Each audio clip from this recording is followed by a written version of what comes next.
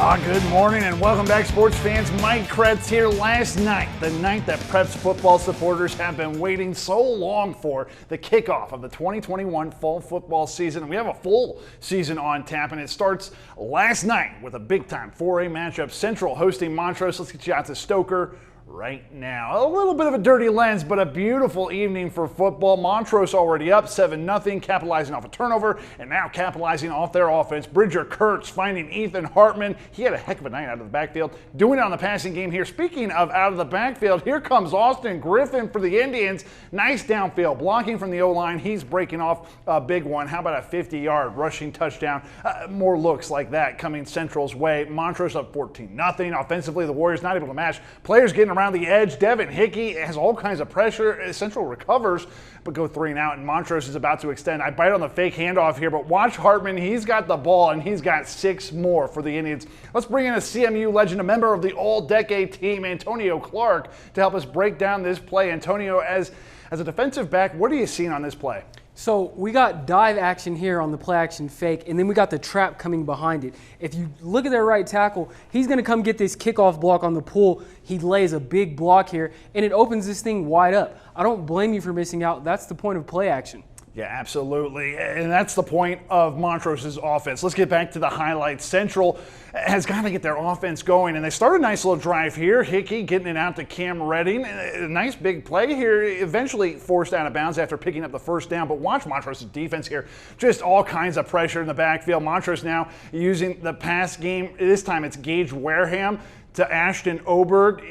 What a play right there. Not going to score the touchdown. Gets pushed out of bounds right next to Jocelyn Stafford doing some nice camera work. But watch the second effort here from Tane Ayala. We're going to have to take one more look for that one more run. Just second effort, just staying up on his feet, gets into the end zone, and still more Ayala here on defense, getting back there and then just getting the sack. And this morning, it's becoming the Ayala show. Watch it. Another big run.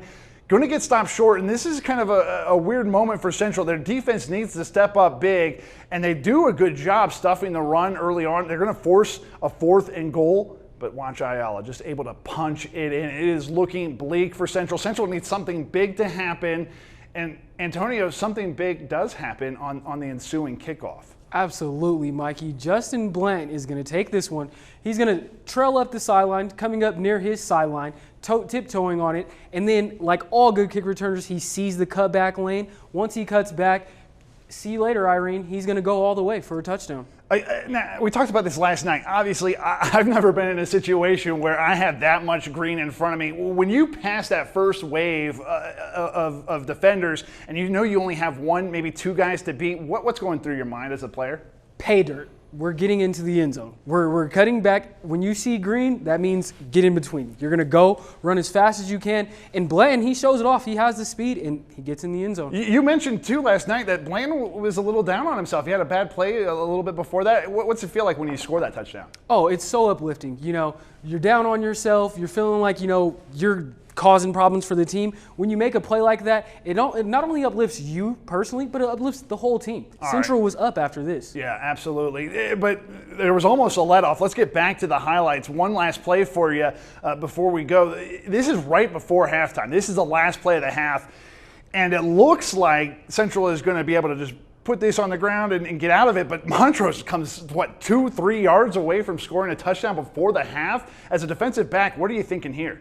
I have to say, this is bad situational football here. It's the end of the half. You're already down big. You just want to get into halftime, keeping the score close. For you to not bat that down and go for the pick, he paid the price. Well, luckily enough for the Central fans, number 20 coming up big there and making the saving play right there. But again, this is just the first half highlights. Let's take a look at the final score. And yeah, it turns out that kick return was Central's only score, 46-6. Montrose, they made the playoffs last season, and they start off this season 1-0. It's looking pretty good for them. They're looking really good, but they're going to have some tough tests. They do play Palmer Ridge, who up until last year had won state. think 3-4 years in a row. Ponderosa is always a good outfitted team. So they're going to have some tests coming up pretty soon here. Well, hey, listen, a ton more football coverage coming your way tonight for our first Friday Night Frenzy. 5 games we're bringing to you.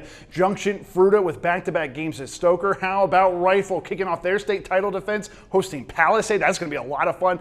Delta hosting Conifer. That's where Antonio is going to be. Antonio, how hype are you for that? I'm extremely excited. I love the Delta Panthers. I love their style of football. They don't have their quarterback from last year anymore, Nolan, but it'll be very interesting to see where they stand this year. Absolutely. One thing's for certain, Western Slope football is back. Hope you join us tonight at 10. In the meantime, that's all the time we have for sports. For Antonio Clark, I'm Mike Kretz. We'll see you then.